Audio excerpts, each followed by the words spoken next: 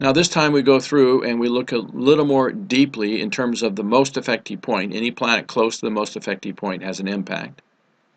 And we look to see if the close conjunctions and the functional nature of the planets. By the way, we see that Sun rules the 10th house of career. It's in the house of wealth and status.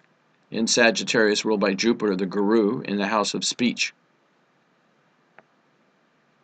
The Mercury-Sun conjunction is very good in my opinion because Sun and Mercury are favorable planets for this chart, no question. They connect career and gains with speech, wealth status, and family life. But not without controversy, not without problems. Mars at 18 degrees, ruling the 6th house of conflict and disputes, mental tension, and health issues. And this can also be connected with bankruptcy and divorce and litigation.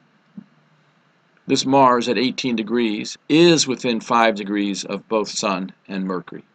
If you add 5, you get 2348. And these are in 22-degree range. Now, fortunately, this Mars is not at 22 degrees, so there's some separation, but ultimately it caused trouble. So there's a lot of people who argued with him relative to his career and his philosophy, taking drugs and things like that. So that's Mars causing some disputes here. And this Mars is afflicting Mercury, ruling friendships and also ruling income. So there was some trouble there as well. But another case here is that he died most likely from heart failure, and Sun is the heart. It's the cardiovascular system. And Mars, ruling the 6th house of health issues, afflicts that Sun. Also, he probably wasn't able to breathe. There's some respiratory canal problem, and that's Mercury. Mars also afflicts Mercury. So that's one issue. Now, also, this 2nd house is called continuation of family life. It's wealth, status, and family life. Specifically, continuation of family life. If the 2nd ruler is weak on some account, then there can be discontinuation of family life. So in this case, Jupiter, ruling these 3 planets, is at 0 degrees. That's called infant state. First 5 degrees is infant state, and the last 5 degrees is old age. There's no planets here in the last 5 degrees. But this Jupiter is in infant state, so it doesn't have a lot of power to protect him. And that can cause trouble with the liver and the gallbladder. So I suspect his liver wasn't working too well either, because toward the end of his life he was said to have been pretty involved in alcohol. So he probably had some liver issues as well. But this Jupiter is also afflicted by Rahu. It's within 5 degrees of Rahu, and it's within 5 degrees of the aspect of Ketu. So Rahu and Ketu, when they influence a planet, can cause highs and lows relative to that planet's significations. And that planet is Jupiter in this case, and Jupiter rules children, and Jupiter rules continuation of family life. So it resulted in 3 different marriages and 7 different children.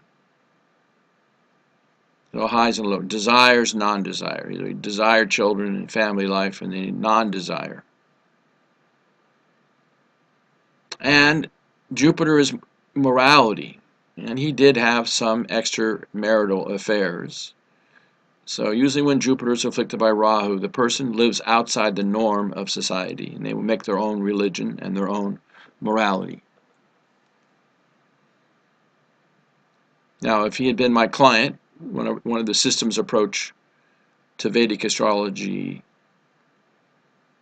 clients, no matter which astrologer was his astrologer, we would have recommended some remedies for the chart, and I think he would have lived a lot longer and been more productive.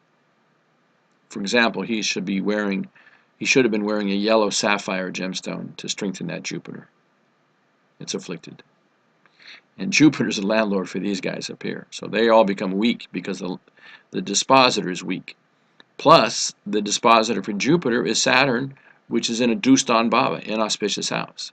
And he's in infant state. And this Rahu aspects 5 houses away. So 1, 2, 3, 4, 5. Rahu at 4 degrees is afflicting Saturn at 4 degrees. That's pretty much 100% impact right there. Saturn rules the 4th house of parents, but it's also property, vehicles, fixed assets, and domestic peace in his own family life. So there was some tremendous disturbance there. This probably caused him trouble with his teeth, neck, back, spine, knees, joints, and ankles. Also, when Saturn is afflicted, it can cause worry, fears, phobias, impatience, and distrust of others. Saturn also is Ayush Karaka, the significator for longevity. It's weak, and it's afflicted.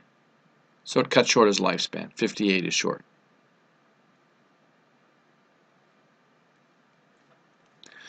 Moon is in good position at 18, almost 19 degrees. It's outside the orb of Rahu and Ketu. No afflictions on it. But the landlord for the moon is the sun. The landlord for the sun is the Jupiter.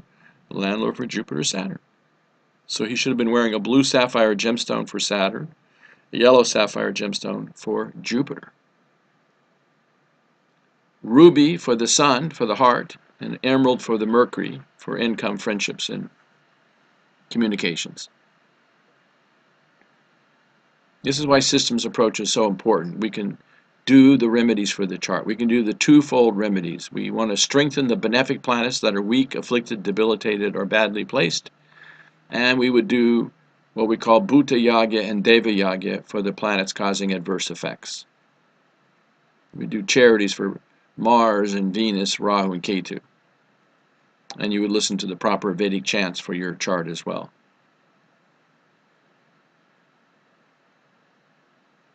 So for Scorpio, the Ishta Devata is actually Lord Shiva.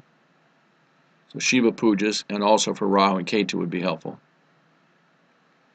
And you could also listen to Lakshmi Puja for Venus and Hanuman Puja for Mars if you wanted to. So we do the remedies, we have much smoother sailing.